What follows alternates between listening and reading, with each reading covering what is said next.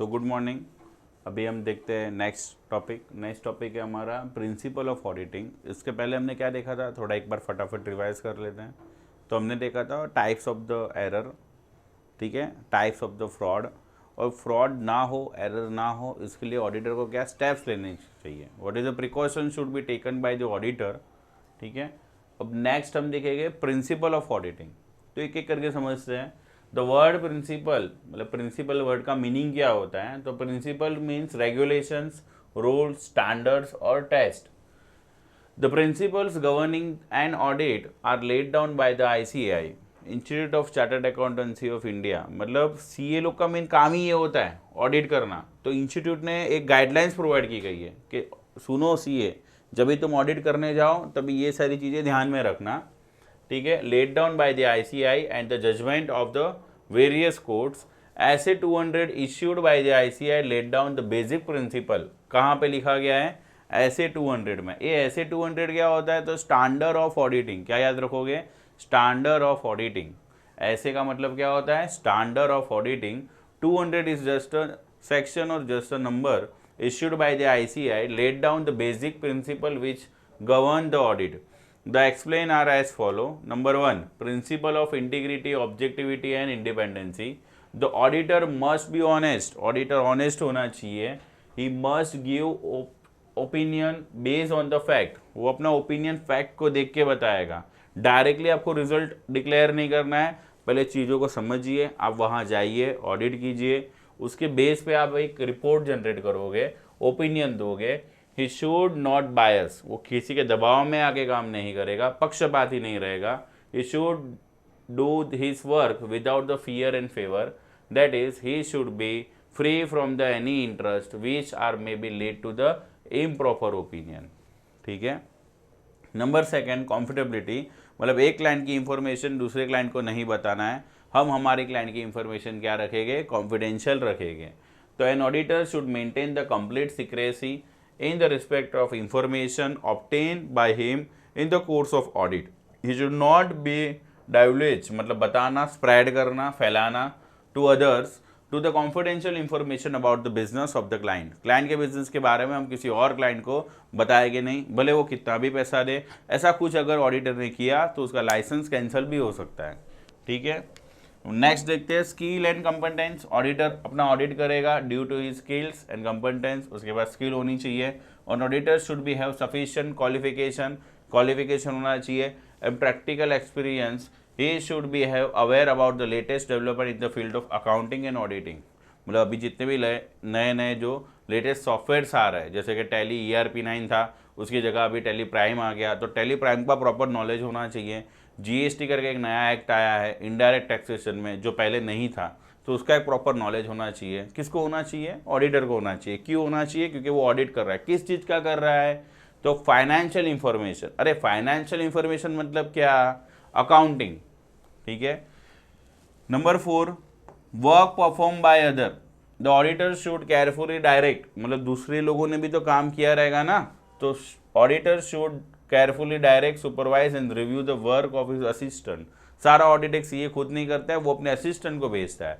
Assistant मतलब कौन होते हैं, आर्टिकल्स। आपने बहुत बार सुना होगा, आपके बहुत सारे फ्रेंड्स, बहुत सारे स्टूडेंट्स CA कोर्स ज्वाइन करते हैं। वो कोर्स के दूसरे एग्जाम क्लियर करने के बाद, मतलब इंटरमीडिएट लेवल के एग्जाम क्लियर होने के बाद आपको क्या करनी होती है, 3 साल की इंटर्नशिप। अभी वो 2 साल की हो गई है। तो he should satisfy himself that the work done by an internal auditor is reliable. Company में अगर कोई इंटरनल ऑडिटर है तो उसने वर्क प्रॉपर किया है। He should satisfy himself, मतलब जब तक हमें सेटिस्फेक्शन नहीं मिलता तब तक वो पहले खुद को सेटिस्फाई कर ले that the work done by the another auditor is reliable. Example branch auditor, समझो मैं HO का ऑडिटर हूँ, ब्रांच का ऑडिट कोई और कर रहा है, तो ब्रांच ऑडिटर के वर्क में मैं रिलाय रहूँ, वैसे डिसीजंस होने चाहिए। He should be satisfy himself that the work done by joint auditor is reliable. बहुत बार बहुत बड़ी कंपनी होती है, अकेला ऑडिटर जाके ऑडिट नहीं कर सकता, तो बहुत सारे ऑडिटर मिल के काम करते हैं, ठीक है। He should satisfy himself that the work done by expert, that is valuer, lawyer, etc. is reliable. जो भी वैल्यूअर हुए, जो भी लॉयर हो गए, उनका जो भी वर्क है वो भी रिलायबल है। उनकी जो कमेंट्स है उस पर हम भरोसा कर सकें, वैसी कमेंट्स होनी चाहिए। documentation and the working paper. He should document the matters relating to the audit, maintaining the working paper. आपको working papers बनाने चाहिए, आपने कितनी ऑडिट की, क्या क्या कैलकुलेशन से डेप्रिसिएशन के रेट्स में अगर कोई डिफरेंस आ रहा है तो आप अपना कैलकुलेशन भी वर्किंग पेपर पे बना के रेडी रखिए ताकि आप मैनेजमेंट को प्रेजेंट कर सको. The auditor should maintain the working paper to prove that the audit was conducted as per the standard. Auditing working paper is the asset for the auditor, क्योंकि वो ऑडिटर ने create किया है during the course of audit. अगर कुछ भी लफड़ा हुआ तो वो ऑडिटिंग वर्किंग पेपर के थ्रू उसको सॉल्व कर सकता है. ठीक है. नेक्स्ट है प्लानिंग. ऑडिट करने के लिए पहले प्लानिंग कर लीजिए. The auditor should prepare an audit programme. Auditor क्या प्रिपेयर करेगा बेटा? ऑडिट प्रोग्राम प्रिपेयर करेगा. This would be help. किसको हेल्प करेगा? ऑडिटर को हेल्प करेगा. Him in the completing audit work in the timely and efficiently और effectively in the manner. Auditing और evidence. The report of auditor should be based on the evidence. जो भी report में करूँगा ना वो एविडेंस के बेस पे करूँगा. बिना सबूत हम कुछ बोल ही नहीं सकते. ठीक है. मतलब सबूत पहले इकट्ठा कीजिए, उसके बाद आप एविडेंस के थ्रू अपना रिपोर्ट और जजमेंट दीजिए. Obtain in the course of audit. The evidence may be obtain through the vouching of transaction. Vouching मतलब चेक करना. कोई बिल है तो उसको चेक कर लिया. ठीक है. Verification of assets and the liabilities and ratio analysis. Evaluation of accounting system and internal control. The auditor should ensure that the accounting system is adequate. He should see that all the transaction has been properly recorded. क्या सारे transaction properly record हुए हैं? He should study and evaluate the internal control. Internal control को properly study कीजिए. Company का internal control system देखिए, क्या वहाँ पे internal control system perfect है, क्या उसमें कुछ एडिशन करने की ज़रूरत है तो प्लीज़ अपने क्लाइंट को सजेशन भी दे सकते हो आप. ठीक है. Because you are auditor. Next time audit करने में आपको ही आसानी होगी. सो ये एक प्लानिंग हो गया. The auditor should plan his work to the conduct the audit effective and timely manner. An auditor prepare the audit programme for this purpose. The auditor may also revise the audit programme whenever require the auditor interest of the audit. हम चाहे तो हम हमारा audit programme change भी कर सकते हैं. हर साल एक ही स्टाइल से, एक ही तरीके से, एक ही फॉर्मेट में ऑडिट करना ज़रूरी नहीं होता है. ठीक है. पहले हमने जनवरी, फरवरी, मार्च को डिटेल में चेक किया था. अब हम कुछ और मंथ्स को डिटेल में चेक करेंगे. क्योंकि याद करो मैंने आपको बोला था ऑडिटर के पास एक ही कंपनी का काम नहीं होता है, बहुत सारी कंपनी का काम होता है. तो आप क्या करोगे? Sample technique. आप अपने सैंपल की टेक्निक्स चेंज कर सकते हो ताकि क्लाइंट उसको प्रेडिक्ट ना कर पाए और फ्रॉड के चांसेस कम हो, एरर के चांसेस कम हो. नेक्स्ट हम देखते हैं स्टैंडर्ड ऑफ ऑडिटिंग 320. क्या देखेंगे हम? Standard of auditing 320. Principle of auditing will be over. Now we can see standard of auditing 320. तो ऐसे 320.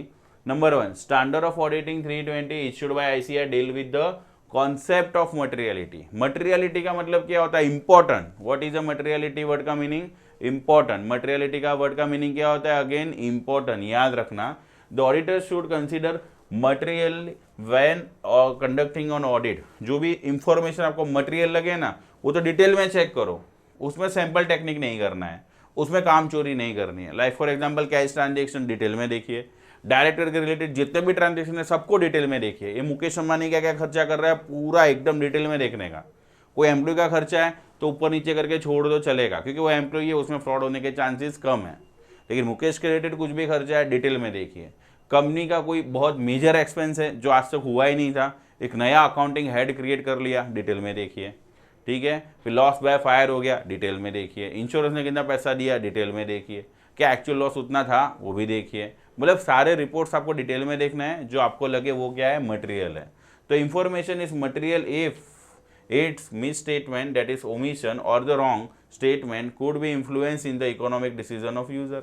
क्योंकि अगर मटेरियल इंफॉर्मेशन को हमने प्रॉपरली चेक नहीं किया तो यूजर्स को प्रॉब्लम होगी ना.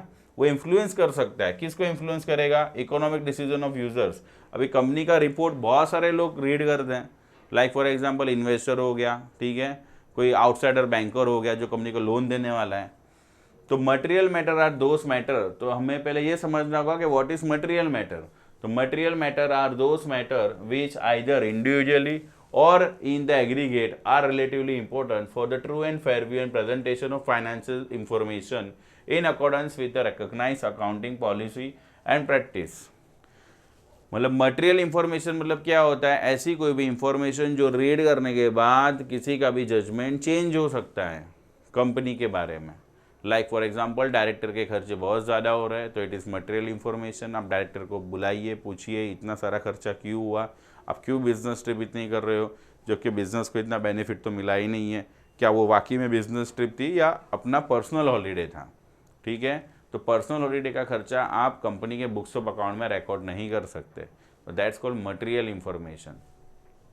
The basis of the factor on which materiality depend upon the size and nature of that item. Materiality is provide quantitative cutoff point. Legal requirement.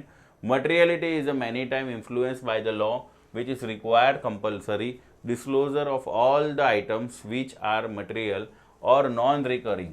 मतलब ऐसी कोई भी चीज़ जो मटेरियल है एज अ अमाउंट, या तो क्या है, एक वर्ड लिखा था वहाँ पे, क्या लिखा है, नॉन रिकरिंग। क्या ध्यान देना है आपको, नॉन रिकरिंग, और which are exceed in the fix percentage of the previous years figure. मतलब प्रीवियस ईयर कोई खर्चा समझो कि 100 था, अभी वो खर्चा बढ़ के कितना हो गया, 1000 हो गया, तो बहुत चेंज हो गया उसमें। लास्ट ईयर तक हमने समझो कि वेजिस पेड किया था 100 रुपया, अभी पे किया है 1000 रुपीज़, तो मटेरियल आइटम हो गया। डिटेल में देखिए कि इतना ज़्यादा वेजेस क्यों पे किया, ऐसा क्या हो गया, क्या नई फैक्ट्री लगा दी है, क्या नए ऑर्डर्स मिले हैं, अगर ये सब है तो बराबर है। मटेरियल आइटम किसको बोलेंगे हम, तो देखिए schedule number 3 requires that the financial statement to disclose all material item so as give true and fair view of the state of the affairs of the company. Non recurring item, ऐसी कोई भी item जो non recurring है, जो बार बार repeat नहीं हो रही है। मतलब दो टाइप के खर्चे होते हैं, recurring non recurring. Recurring non recurring, recurring मतलब क्या, डेली का खर्चा बार बार होते रहता है, सैलरी, इलेक्ट्रिसिटी, प्रिंटिंग, स्टेशनरी, ये सब रिकरिंग। नॉन रिकरिंग क्या होगा, loss by fire, non recurring है भाई, बार बार आग लगती है कंपनी में, नहीं लगती है, तो वो नॉन रिकरिंग हो गया। वैसे बहुत सारे एग्जाम्पल है, कोर्ट सूट, मतलब कोर्ट में हमारा कुछ केस चल रहा है, उसके रिगार्डिंग फीस है, ये भी नॉन रिकरिंग है। तो schedule number 3 required that the profit and loss of account shall be disclose all material features included in credit or the receipt and the debit or the expenses in the respect of non-recurring transaction or the transaction of an exceptional in nature। exceptional in nature मतलब जो कभी कभी होते हैं, बार बार repeat नहीं हुए, तो ऐसे सारी चीज़ों को आपको मर्ज नहीं करना है, अलग से अकाउंटिंग हेड बना के लिखना है। Percentage cut off, schedule number 3 requires that any expenses exceeding 1% of the total revenue, मतलब कंपनी का जितना भी रेवेन्यू हो रहा है उसका 1% उतना खर्चा है। लाइक फॉर एग्जांपल 10 लाख का मेरा सेल्स है, 10 लाख का 1% इज हाउ मच, 1000 रुपया, 1000 रुपया from the operation of the company, और ₹1 lakh whichever is higher, ठीक है, shall be shown as separate and distinct item under an appropriate accounting head in the profit and loss account and shall not be combined with any other items to shown under the miscellaneous expense। मतलब ऐसी कोई भी चीज़ जो company के turnover का 1% हो, या तो 1 lakh rupees whichever is higher, या तो कंपनी का 1% हो या तो 1 lakh rupees whichever is higher, ऐसी कोई भी चीज़, ऐसी कोई भी एक्सपेंस हमने पे की है तो उसको आपको कंबाइन नहीं करना है। कंपलसरी एक नया अकाउंटिंग हेड क्रिएट करना है और वो प्रॉपरली आपको लिखना है। फॉर एग्जांपल 10 लाख रुपया मैंने सैलरी पे किया, तो 10 lakh is more than 1 lakh, तो सैलरी का अलग से ऐड बनाओ। प्रिंटिंग स्टेशनरी का बिल 5 लाख है, अलग से ऐड बनाओ। लेकिन समझो कोई छोटा मोटा खर्चा है, ठीक है, bonus to peon for example 1000 दिया मैंने, कितना दिया, 1000, तो it is not material item, वो आप मर्ज कर सकते हो किसमें, मिसलेनियस एक्सपेंस में, ठीक है, कुछ छोटा मोटा खर्चा हो गया वो। फिर प्रीवियस ईयर्स फिगर्स, आपको ऑलवेज चेक करना चाहिए क्या, प्रीवियस ईयर का figure with comparison of current year figure. Schedule number 3 makes it compulsory to disclose the corresponding figure for the previous year. मतलब जब भी आप बैलेंस शीट बनाते हो कंपनी की तो 2 साल की बनाते हो, current year and previous year, ताकि वो रीडर उसको कंपेयर कर सके। This is also help the जज of the materiality of the item. Suppose the item is of the low amount in the year but it was so much higher amount in the previous year, then it become material when the compare as the corresponding figure of the previous year, ठीक है। Next है quantitative information. Schedule number 3 requires that the following additional information to be disclosed in the notes of financial statement. Number 1, total value of imported raw material, कितना raw material हमने import किया foreign से, spare parts and the component consumed during the financial year, total value of the indigenous raw material, spare parts and the component consumed in the financial year and the percentage of the each of the total consumption. मतलब आपको क्या बनाना है, stock register proper बनाना है, ठीक है. This information is to be disclosed irrespective of the actual percentage. Thus, the law recognizes that the even items which are of the small value individually should be considered the material if they are numerous, so the contagious more in the cutoff point. That is called, समझो कि चाय का खर्चा, office में चाय का खर्चा होता है ना, टी एंड कॉफ़ी एक्सपेंस, वो एक दिन का 100 रुपया है. तो आपको लगेगा क्या रिकॉर्ड करना है सर, 100 रुपया तो मिसलेनियस में डाल दो. नहीं कर सकते ना, एक दिन का 100 है तो 1 डे का 100 मल्टीप्लाई बाय, फॉर एग्जांपल 200 दिन कंपनी चालू हुई तो 200 इंटू 100 कितना हो गया ना बड़ा अमाउंट, ठीक है. सो 20,000 रुपीज़ हो जाएगा वो, तो वो आपकी कंपनी के लिए मटेरियल होगा. अगर आपकी कंपनी बहुत छोटी है तो आप टी एंड कॉफ़ी एक्सपेंस का अलग से एक हेड बनाइए और वहाँ पर रिकॉर्ड कीजिए. कहने का मीनिंग ये था कि आइटम भले पर डे के हिसाब से आपको बहुत छोटा खर्चा लग रहा है, पेटी एक्सपेंस लग रहा है, लेकिन वो बार बार हो रहा है, रिपीटेड हो रहा है, न्यूमरियस ट्रांजेक्शन है, तो उसको कोई ट्रांजेक्शन के साथ मर्ज ना करके आपको अलग से क्या बनाना है, एक अकाउंटिंग हेड क्रिएट करना है. Professional requirement, extra ordinary item.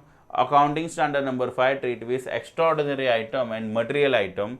AS5 state that the nature and the amount of each extraordinary item should be separately disclosed in such a manner that the effect of the current year profit should be clearly stated. समझो कोई balance sheet में ऐसा extraordinary item दिखा, जैसे कि हमारे पे case चल रहा था, हम वो केस हार गए और हमको वो पेनल्टी पे करना पड़ेगा. वो पेनल्टी की वजह से कंपनी के प्रॉफिट में कुछ प्रॉब्लम्स आ गई, कंपनी का प्रॉफिट कम दिखाई दे रहा है, तो वो दिखाओ कि हम केस हार गए, ये सालों से केस चल रहा था, इतना कॉस्ट हो गया उसके रिलेटेड. मटेरियल आइटम है, उसको आप मिसलेनियस एक्सपेंस के साथ मिक्स नहीं कर सकते.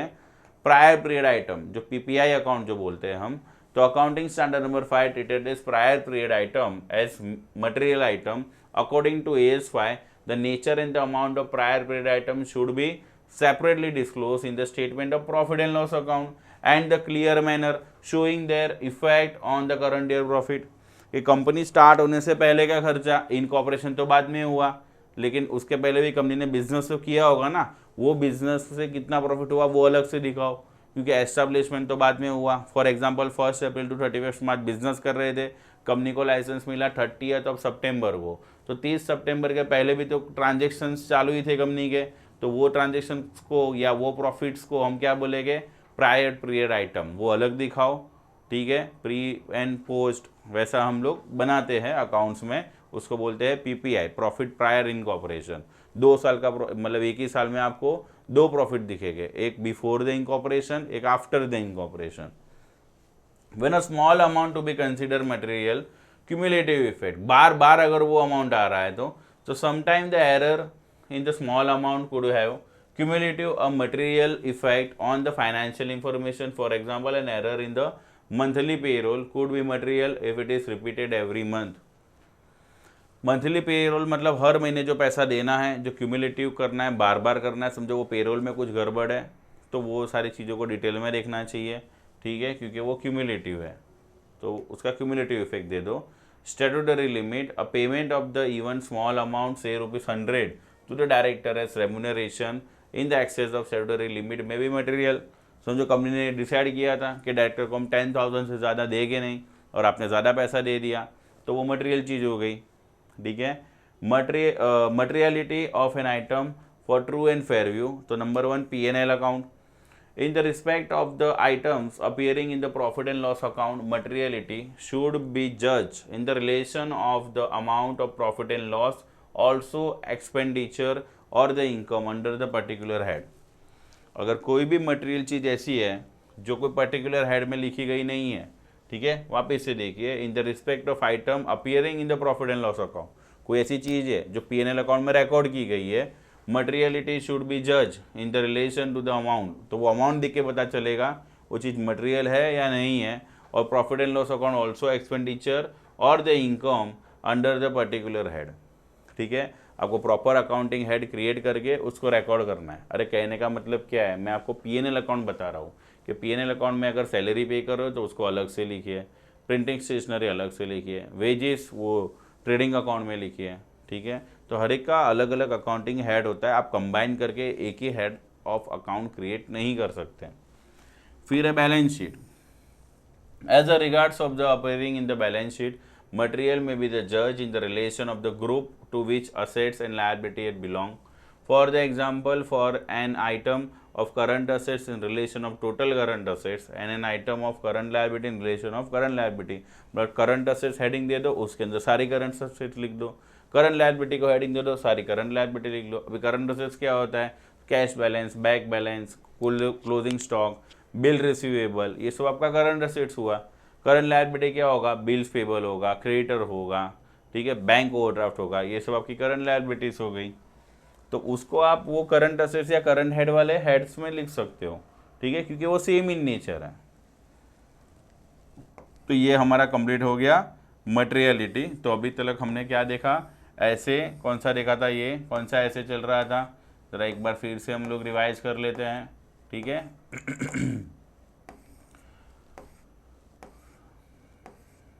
सो देखिए हमारा चल रहा था लीगल रिक्वायरमेंट से लेके हमने सब कुछ पढ़ लिया, हमने पढ़ा ऐसे 320 मटेरियलिटी, ठीक है। नेक्स्ट सेशन में हम देखेंगे ऐसे 570 विच कॉल्ड गोइंग कंसर्न, ऐसे 320 डील्स विद द मटेरियलिटी। ये सारे ऐसे प्रोवाइड कौन करते हैं, तो ICAI। ICAI कौन है, institute of chartered accountancy of India.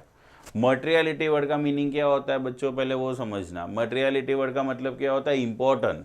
ऐसी कौन सी चीज़ है जो इंपॉर्टेंट है, जो ऑडिटर को डिटेल में देखनी चाहिए, या उसको कोई अकाउंटिंग हेड के साथ मर्ज करके नहीं लिख सकते, हमें कंपलसरी उसका सेपरेट अकाउंटिंग हेड क्रिएट करना है। जैसे डायरेक्टर रिलेटेड कुछ भी खर्चा अलग से लिखिए, ठीक है। एक बार वर्कर का खर्चा है तो आप एक साथ वेजेस करके लिख सकते हो, एक एक वर्कर का नाम बताने की ज़रूरत नहीं है। लेकिन कोई डायरेक्टर का खर्चा है तो अलग से लिखिए। फिर ऐसी कोई भी ट्रांजेक्शन जो कितना होगा 1% ऑफ रेवेन्यू और 1 lakh rupees whichever is higher, उससे ज़्यादा अमाउंट है तो उसको भी अलग से लिखिए।